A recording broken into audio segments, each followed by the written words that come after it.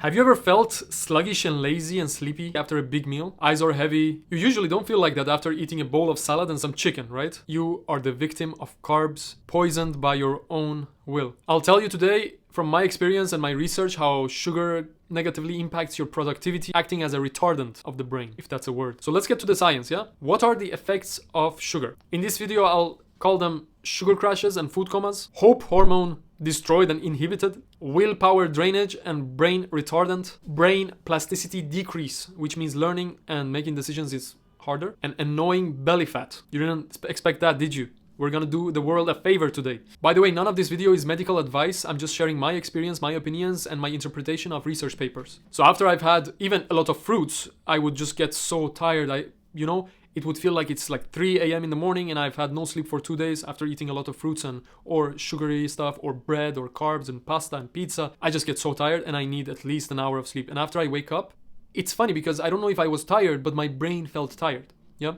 So the research shows that after you eat some sugar, your blood glucose goes up to the roof. It crashes because your body overproduces insulin, and that allows your body to store the fats, store the energy. And actually you go into hypoglycemia, which is very low sugar levels, and that makes you feel tired and lazy and drowsy. Links to all the papers are down below. This second one, I have no idea if it's scientifically correct, but I believe there are some things, some hormones, either together or there's one responsible or whatever. The hope hormone. I do feel this when I haven't slept enough during the night. Always. Whenever I'm in a food coma, I just feel sad. I just feel like what I'm doing, the kind of work I'm doing, I basically go into a full-on midlife existential crisis if I haven't slept enough or I'm in a food coma. For some reason, everything that I've done so far, I feel like it was meaningless, and everything that I'm planning to do is going to be meaningless, so why even try? And it's so funny, like, how can food affect all this emotional stuff? So one theory is actually the cocaine theory. That's not what it's called, but when you get so much dopamine from these sweet foods, your body releases so much, and now since you don't have any easy ways of releasing dopamine, you raise the baseline of happiness. It's hard to get that from normal, boring tasks, if we call them boring, because they're delayed gratification. So that's one theory. The second theory is that regular sugar and carbs consumption can blunt your dopamine receptors because they become desensitized to it. Sugar has been linked to dysregulation of hormones related to mood, such as serotonin and dopamine. Prolonged sugar consumption can desensitize dopamine receptors, diminishing the feeling of reward and positivity. Furthermore, insulin resistance, often as a result of high sugar intake, has been linked to reduced production of mood-enhancing hormones. The third thing is willpower drainage and your brain going full retard mode. Man, during that food coma, I just feel so lazy. I just don't want to do things that take effort. Yeah?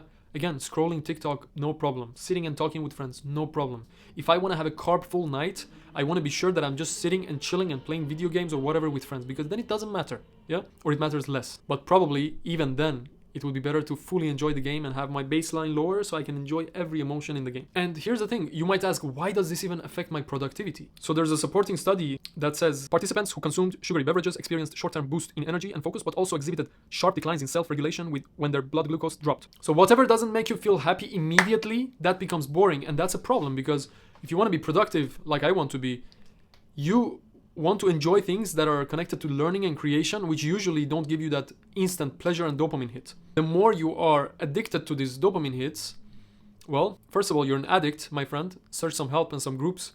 We can sit together and talk about it. Second of all, you just get cravings all the time because you want that next dopamine hit, so you cannot focus at the task at hand, which becomes another problem for productivity. I know many times I wanted to just sit down and focus on some important things, but I knew that beautiful, amazing Brazil nuts and some dates which I've stored in my daily diet, they're just waiting for me in the kitchen. So I would just be like, I'll just have one more date and I'll sit and work. The thing is, we'll get into the science very soon, but these cravings are actually destroying my focus. And for most things that are beautiful and great to achieve in life, you actually don't get the reward immediately. So you would want to keep working, doing the hard things, and not immediately get the dopamine. And sugar is actually preventing you from getting there. The book about what is fun or what makes games fun, yeah? And I think it's just learning. Because sugar crashes, food comas, decrease brain plasticity, which is the next point, you just don't find work fun. And basically you don't want to work. You can push yourself, but it's just going to be 10 times harder. Excess sugar has been shown to impact cognitive functions, including memory and learning. It affects neurotransmitter systems for attention and focus, like acetylcholine and dopamine. Neurons may become sluggish due to chronic sugar consumption as glucose metabolism in the brain becomes impaired. Long-term effects include a slowdown in brain functions and an increase in neuroinflammation. And a study by Kamosky indicated that high-fat, high-sugar diets disrupt hippocampal function, reduce neuroplasticity, impairing spatial learning and memory in animal models. So let's connect this back to our productivity and just being happy in life. Yeah. So the harder it is for you to learn stuff, the harder it is for you to make decisions in your business, in your personal life, well, the more you're gonna postpone them. Yeah. And the more you postpone them, your self-worth and emotions will go down. And then you need more dopamine to feel good. And this becomes a hell of a downward spiral to the core of planet Earth. Yeah. This is why I'm so scared of sugar and I basically quit. The last thing doesn't have that much to do with productivity, but also about your looks. Okay. Another study investigated prenatal sugar consumption and found that increased sugar exposure during pregnancy leads to a higher risk of obesity and metabolic diseases later in life. Insulin sensitivity can be altered from an early developmental stages, leading to a predisposition to higher fat accumulation and higher insulin production levels, which basically connects back to everything that we talked about. Higher insulin, more fat, more problems, more dependency, and dopamine desensitivity. All of the problems we talked about just becomes more and more. So basically, pregnant women eating a lot of high carb foods are kind of pushing their children to the same lifestyle and the same problems. Here is my contribution to the next generations, all the girls and boys who are watching this. If you want to be more healthy, happy, attractive, fit, self-confidence, everything, yes? Productive. For guys usually, because guys want to make money, and girls, well, you want to be attractive. And most guys who I know who have really thought about what is attractive to them prefer skinny girls.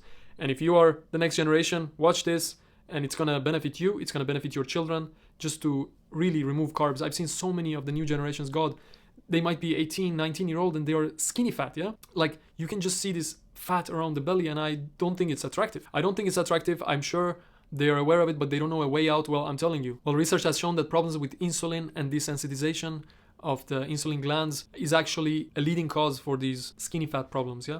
So is smoking, by the way. Don't smoke. I recently started just eating basically chicken and salad and some nuts, and now I feel so amazing. Even recording this video, it would have been so much harder because it takes so much research and planning. But now that I don't have these sugar crashes and mood changes and hope deficiency, I can do it, yeah? So here's the challenge for you. If you've been eating your normal diet and it contains a lot of sugars and protein bars and juices and fresh, whatever, all these carbs and sugars, do 2 days without any sugar, yeah? Literally 2 days, wake up, eat breakfast, no sugar, just proteins and fats, yeah? Something like the keto diet. And do the same work as you usually do and see how you feel. Test it for yourself. See if you have more clarity. See if you have more Buddha in your soul, yeah? And be able to work like an Elon Musk would work, yeah? For 2 days, you can even do intermittent fasting without the sugar, which I do. And if you can do that, you're gonna be hungry, of course. So if you've never done intermittent fasting, just do 2 days without no sugar or very light sugar and carbs, yeah?